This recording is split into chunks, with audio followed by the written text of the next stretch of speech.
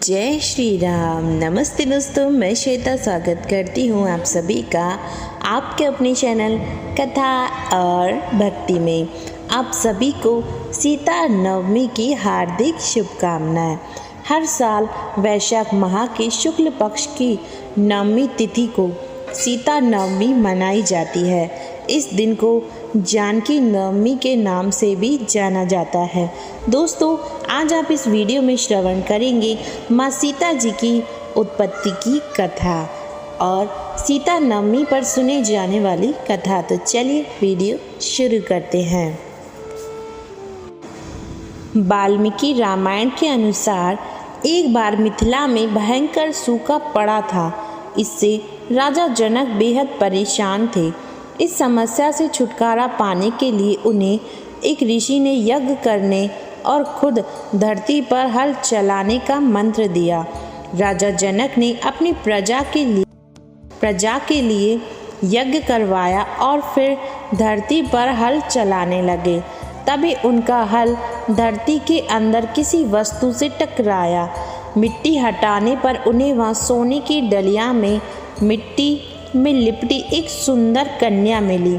जैसे ही राजा जनक सीता जी को अपने हाथ से उठाया, वैसे ही तेज बारिश होना शुरू हो गई।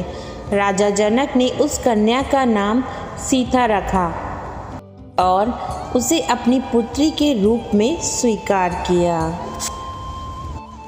ये थी माँ सीता जी के जन्म उत्सव की कथा। अब श्रवण करती हैं सीता नवमी की व्रत कथा। पौराणिक कथा के अनुसार मारवाड़ क्षेत्र में देवदत्त नाम का एक ब्राह्मण रहता था और उनकी पत्नी थी शोभना, जो बहुत सुंदर थी। वहाँ देवदत्त पूजा पाठ और अपने अच्छे कर्मों को करने में लगा रहता था। वहीं उसकी पत्नी शोभना अपनी सुंदरता में खोई रहती थी। उसकी सुंदरता की चर्चा पूरे क्षेत्र में की जाती थी। इसी घमंडी व्यवहार के कारण वह बाकी लोगों के अपने सामने कुछ नहीं समझती थी और उनके साथ बुरा व्यवहार करती थी।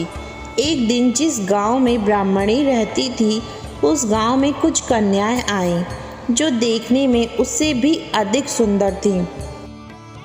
ब्राह्मणी उनसे ईर्ष्या करने लगी। अपने क्रोध में आकर उसने उन्हें जलवा दिया।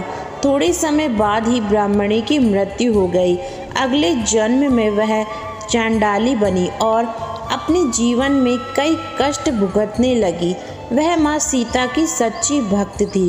एक दिन लोगों के तिरस्कार के कारण वह बहुत दुखी हुई और माता सीता की प्रतिमा के आगे बैठकर रोने लग गई।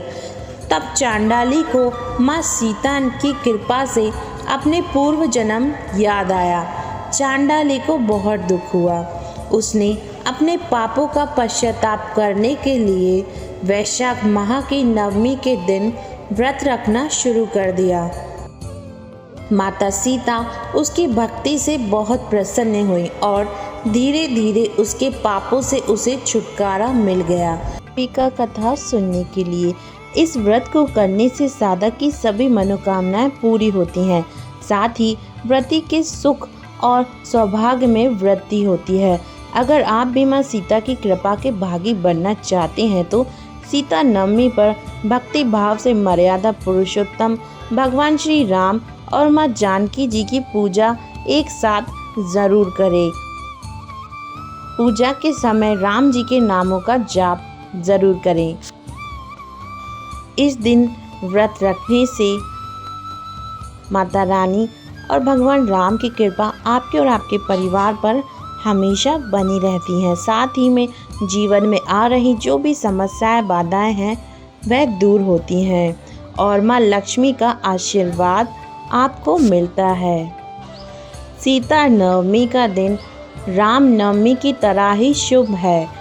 धार्मिक मान्यता है कि इस दिन जो राम सीता का विधि विधान से पूजन करता है उसे 16 महीनों दानों का फल मिलता है।